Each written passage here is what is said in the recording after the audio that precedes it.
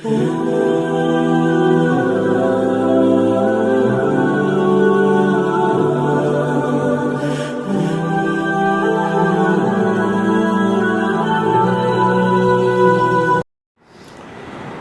کان لکم اسوۃ حسنۃ فی ابراہیم، اور فرمایا تمہارے لیے بہترین نمونہ ہے ابراہیم علیہ السلام کی زندگی میں۔ تو اس آیت کے اندر ابراہیم علیہ السلام کے امتحان کا ذکر ہے اور عنوان کا ذکر۔ ہر امتحان کا کیا ہوتا ہے؟ عنوان ہوتا ہے۔ لڑکے کہتے ہیں نا آج ہمارا امتحان کا عنوان کیمسٹری کا ہے، آج فزکس کا ہے، آج بایولوجی کا ہے، آج میتھمیٹکس کا ہے۔ تو ہر امتحان کا کیا ہوتا ہے؟ عنوان ہوتا ہے۔ تو اس آیت میں امتحان کا ذکر ہے اور ساتھ دوسرے نمبر پر کس کا ذکر ہے؟ عنوان کا ذکر ہے، اور تیسرے نمبر پر نتیجے کا بھی ذکر ہے۔ نتیجے کا بھی ذکر ہے، اور اس نتیجے پر انعام کا بھی ذکر ہے، اور انعام میں خدائی ضابطے کا بھی ذکر ہے۔ یہ 5 باتیں ہم نے سیکھنی ہیں۔ تو بات میں یہ کر رہا تھا کہ اس آیت میں اللہ پاک نے امتحان کا ذکر کیا۔ امتحان تو نامعلوم قابلیت کو معلوم کرنے کے لیے لیا جاتا ہے۔ ہم اسکولوں میں امتحان لیتے ہیں، ہمارے علماء اکرام مدارس کے اندر امتحان لیتے ہیں، کیونکہ ہمیں پتہ نہیں ہوتا کہ اس کے اندر کتنی قابلیت ہے۔ تو امتحان کے بعد اس کی قابلیت نکھر کر ہمارے سامنے آ جاتی ہے، اس کی نالائقی بھی ہمارے سامنے آ جاتی ہے، اوروں کے سامنے بھی آ جاتی ہے۔ تو اس لیے امتحان لیا جاتا ہے نامعلوم قابلیت کو معلوم کرنے کے لیے۔ لیکن اللہ پاک تو علیم بذات الصدور ہیں، تو انہوں نے یہ امتحان کیوں لیا؟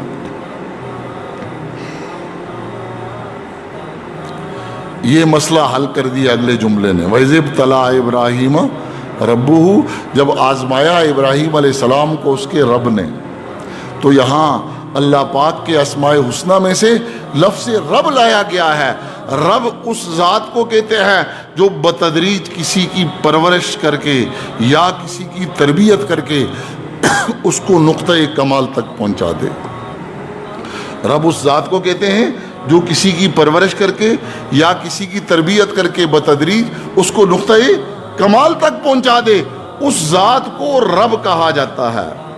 تو لفظ رب نے یہ مسئلہ حل کر دیا کہ اللہ پاک ابراہیم علیہ السلام کی کسی نامعلوم قابلیت کو نہیں معلوم کر رہے تھے، بلکہ اپنے نبی کی تربیت فرما رہے تھے، اور تربیت کے لیے ان کو مختلف امتحانوں کی بٹیوں سے گزارا گیا، کیونکہ امتحانوں کے اندر ہی انسان کے ایمان کے اندر پختگی آتی ہے۔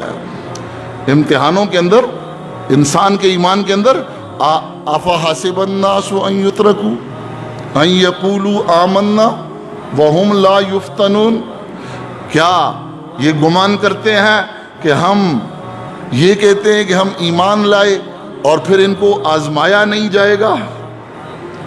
وہم لا یفتنون، فتنہ، یفتنون فتنہ سے ہے۔ علماء فرماتے ہیں فتنہ ایمان کے امتحان کو کہتے ہیں، فتنہ ایمان کے امتحان کو کہا جاتا ہے۔ فتن یہ سونار کو کہتے ہیں، فتن سونار کو کہتے ہیں۔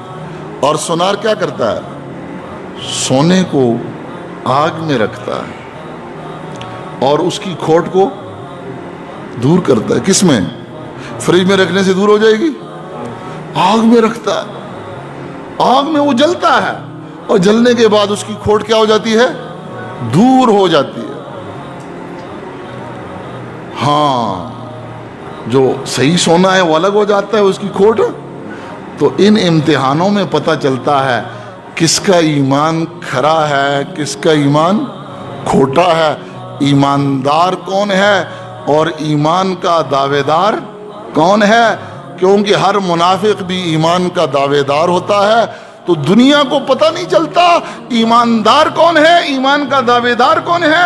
تو ان فتنوں میں پتہ چلتا ہے، ان مصیبتوں میں پتہ چلتا ہے کہ جو ان مصیبتوں میں خدائی حکم کے ساتھ جڑا رہتا ہے اور مصیبت کے اندر غم میں مدغم نہیں ہوتا، خدائی حکم کے تحت اس غم کے حالات کو گزار لیتا ہے، تو اس کا ایمان کھرا ہوتا ہے، اور جو نہیں گزارتا اس کا ایمان کیا ہوتا ہے؟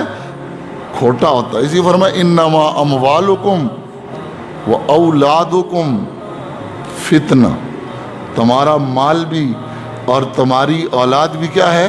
یہ بھی فتنہ ہے، یہ تمہارے ایمان کی آزمائش ہے، تمہارے ایمان کی آزمائش ہے کہ رخ روشن کے آگے شمع رکھ کے وہ یہ کہتے ہیں ادھر آتا ہے پروانہ یا ادھر جاتا ہے، ادھر مال بھی ہے اور اولاد بھی ہے، ادھر اللہ ہے، تو کیا وہ اس کو اس کے لیے چھوڑ سکتا ہے کہ نہیں چھوڑ سکتا، یا اللہ کو اس کے لیے چھوڑ دیتا ہے؟ پھر یہ حنیف تو نہ ہوا۔ حنیف کسے کہتے ہیں؟ جو سب کو چھوڑ کر رب کا ہو جائے۔ اور مشرک کسے کہتے ہیں؟ جو رب کو چھوڑ کر سب کا ہو جائے، جو رب کو چھوڑ کر سب کا ہو جائے۔ مشرک سب کا ہوتا ہے اور حنیف ایک کا ہوتا ہے، رب کا ہوتا ہے، اس لیے کہ اس کو خدا ہی سے نفع اور ضرر کی امید ہے، اور اس کو مخلوق خدا سے نفع اور ضرر کی امید ہے۔ بتوں سے تجھ کو امیدیں اور خدا سے نا امیدی، مجھے بتا تو صحیح اور کافری کیا ہے۔ تو لفظ رب نے یہ مسئلہ حل کر دیا کہ اللہ پاک نے ابراہیم علیہ السلام کا جو امتحان لیا ہے وہ اس کی نامعلوم قابلیت کو معلوم کرنے کے لیے نہیں، دنیا پر آشکارا کرنے کے لیے کہ یہ میرا کیا ہے؟ خلیل ہے، اور میں نے جو اس کو انعام دیا کہ ساری انسانیت کے مرجع ہیں۔ ابراہیم علیہ السلام کی ذات واحد ہے جس پر کسی کو کوئی اختلاف نہیں ہے، نہ یہود کو ہے، نہ نصارہ کو ہے، نہ مشرکین کو ہے، مسلمانوں کو تو ہو ہی نہیں سکتا۔ یہ مرجع خلائق بنے ہیں، ویسے نہیں بنے ہیں، یہ بڑے زبردست امتحانوں سے گزارے گئے ہیں اور ان کے ایمان کے اندر پختگی لائی گئی ہے۔ تو امتحان کا ذکر ہے، آگے عنوان کا ذکر ہے۔